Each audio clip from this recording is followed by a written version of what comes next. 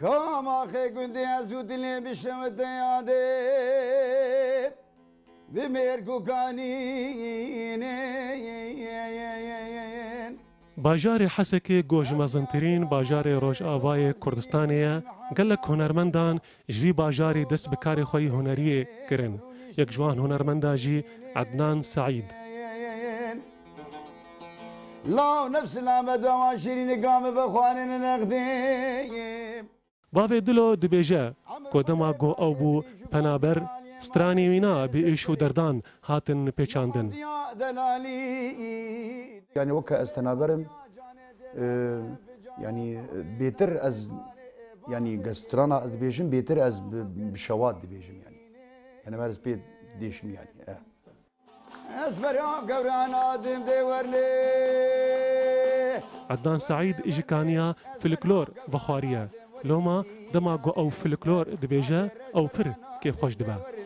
ورني ورني جعفرش برانا دم وريدي ناني اسمر خودي زي كيفي جيت بيجم وز جوار موالا جيت بيجم وز استرانا يعني تصاني من الفلكلور قال لك حفظ كريه از مدرسه هنرمن سعيد قواري ما فرعنا حمدية وك شكلي آغي وك سلطاني وك بشيريو وك فاطمة صالح آغا أفسترانا خوازن نرمن ديما بهمو جارة خورتي ما اختياري ما مزني ما همو كيف هانجوارتي خوازن أفستراني ما لجيبن من وندا نبن Civatên penaberên Rojavayê Kurdistanê li Başûrê Kurdistanê berdewam in û hunermend jî li ser hunandina stranê xwe berdewam in.